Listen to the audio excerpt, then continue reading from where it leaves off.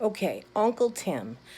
Uh, Yesterday I told you that I would be giving you a link, and let me tell you what kind of a day. Not last night, night before last, I was taking my little dog out to do her evening pee because she's got to do that before she goes to bed. She's a Chihuahua, she has to. And I looked out in the middle of the road and I thought it was a cat at first, and so I looked a little more carefully, and lo and behold, it was not a cat, but a possum. And it was just sitting in the middle of the road, which is very unusual. And so I went out and approached cautiously and discovered that this little possum had gotten its nose hit by a car. And the traffic was going crazy down my street. Even in the evening, instead of going 25, which they're supposed to, they go quite fast down my road. And I hollered at my husband to get me a towel. His name is Ben, in case you forgot. And a big one, and he went and got me a towel, and the police showed up, and he told me that they could shoot this possum. And I'm like, I'm standing in the middle of the road blocking traffic so it doesn't hit this possum. The odds of me letting you shoot it are pretty slim.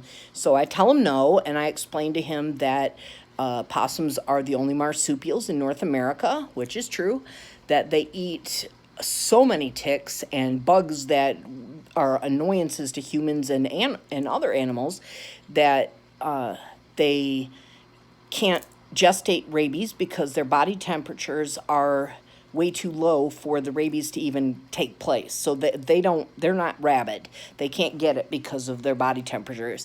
And the fact that they only hiss when they feel threatened, and that's not a sign of rabies, that's them getting ticked off that somebody's trying to get in their territory. And the cop was just astounded that I could tell him these facts about possums.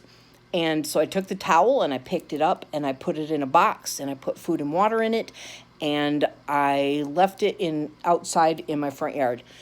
But I can't do it. I cannot just leave a living creature there. I just can't do it. So I kept checking and kept checking and kept checking. I wanted to make sure that this creature that was injured would make it through the night on my watch because, I mean, if it was too far gone, but it was just the nose. So anyways.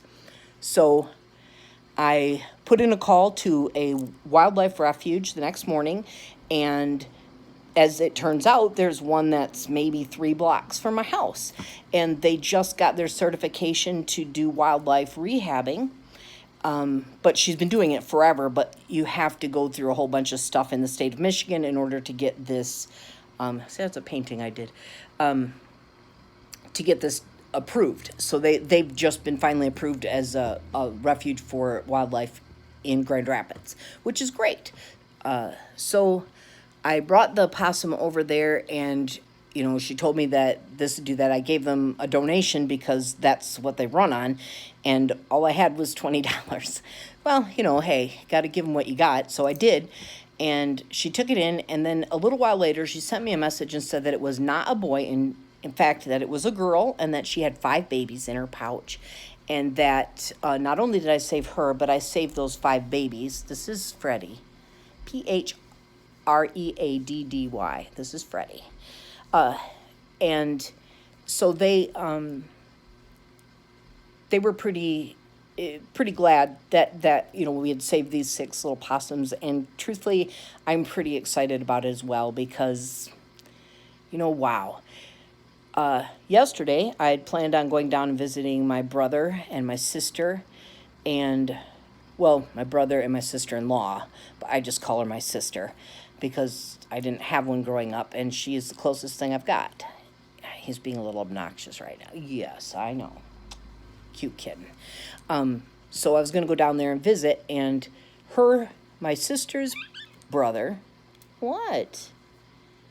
My sister's brother has stage 4 esophageal cancer, which has spread to his liver, and he pretty much looks like SpongeBob. He's pretty sallow. He's got a lot of yellow in his skin.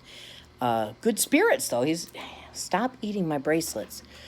Pretty good as far as that goes. So we were down there, and before I got there, I started to get off the exit, and I saw the plane that didn't make it off the end of the runway. It just fell into the ditch. It barely made it up and then just fell into the ditch. And I was getting off of the exit with it. I was like, holy crap, I just watched a plane crash. Saving possums and then watching a plane crash? How freaking awesome is that? So fire trucks and all this kind of stuff is out there. It was pretty cool to watch. No fires, no flames, nobody hurt. That part's great, but still, how often do you get to see that, right? And then, so I get there, and my whole family and his whole family, the guy with the liver, his name is Tim also, which is why, and his brother's name is Jim, and his stepdad's name is Jim, so it gets a little confusing there. So when I called you Uncle Jim yesterday, it really was, honestly, it wasn't to be weird at you or anything. So, okay, so we get through the meal, and we get through the day, and everybody goes home, and it's just me, my sister, my brother, and her brother. That's claws in inappropriate places. Jeez. So sorry, Joanna. I'm so sorry, Tim.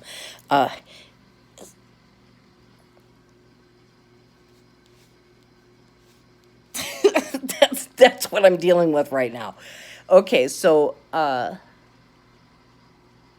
yeah. All right. So that's all done. Everything's happy, and I don't know. I just felt weird. I do have a question, because I'm pretty sure a lot of people tell you about what's going on, but they don't ask you questions. I don't know how old you are. I don't know. Were you always a resident of Texas? Did you move around the country? Did you explore? Have you ever been out of the country? Yeah, tell me about travel. I know that Joanna will be the one answering, but I don't know. I don't know anything about you. And I know that right now it's not where you expected to be, I guess, but what did you do before? I don't know. So I'm asking. Anyways, this message is a little bit longer than that, and I might just start doing this and just leave them up there, so that way you can look at them whatever you want. Oh, one more story. So I get back from my brother's, and for some reason I wanted fudge stripe cookies. Okay, see, I'm tubby. I like my sweets. I'm not supposed to eat sweets, but sometimes those fudge stripes just get a little bit bigger than I want. I couldn't find them, so I ended up getting Oreos, which are only mediocre at best. I'm not a fan of them, but I do like chocolate, and I do like cookie, and that was good enough for me. Meow. And so I got Oreos, and while I was in the store, there was a young man, maybe 28, 29, around in his 30s, I guess, and he had dreadlocks that were about shoulder length, and he was attractive, and he was really kind, and he was asking about chocolate-covered peanuts. And my husband, who goes down to that corner store frequently, he likes the chocolate-covered peanuts. So I said, I bet that's my husband that cleaned him out of the peanuts and the raisins, because those are his favorites. And he said, oh, how's married life? And I said, actually, it's pretty decent. I love being married to my husband. And he tells me about he was engaged and they broke off.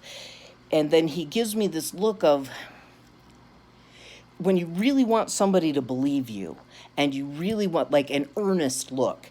And he said, I was put in prison for things that I did not do. I don't care whether he did or didn't. That's not the point. And he said that I was gone for a while, and when I got out, my girlfriend that I've been engaged to decided to break things off with me. And she doesn't know what she feels, she doesn't know what she thinks, and I just don't know what to do. He said, how do I handle the kids? I have kids with her. I have stepchildren with her. How do I handle that? He said, can I talk to you outside? I'm like, yeah. I finished my purchase. I picked up the tab for his whatever goodies he had. He had a drink and a bag of candy. And we went out. His car was parked right next to mine. And he talks, he's like, I just don't know what to do. I don't know what the right thing is. And the only thing I could think of, the thing I felt compelled to tell him, was to just love those kids. He doesn't have to love her. respect her, because these kids, that's their mother. So, you got to be careful with that, but just love the kids. You committed to that when they were born. You committed to that when you said that you were their stepdad. So you need to take that love, and you need to make sure that those children never want for anything while you are alive in this world. And he was like, that, I get that. I understand. I can do that. And he said, thank you for taking the time to I didn't know what else to do. And well, just be loved, dude. That's what it's all about. And this shirt, I just like it because it's got rainbows. I'm not a drinker. I can count on one hand the amount of drinks I've had in the last 5 years, if that makes sense. I have had 3 of them this year, though. So I've been a little, naughty. Not a big drinker. I just don't like it. So, but I got this shirt for free, and I like free t-shirts. I'm a big fan of those. Well, I think that's about what I've gone through. Yeah, I that's pretty much it. But man, I'll tell you what, this is just 2 days of my life. Now, if you can imagine what it would be like if you were around me all the time. So I'll just send you the little blips that I've been doing. But this one was too good to try to fit into a minute and a half, because there's so many goodies that happened yesterday, and so many goodies that I just had to share. So Uncle Tim, Joanna, I hope you have a fantastic day, and I'll talk to you again soon.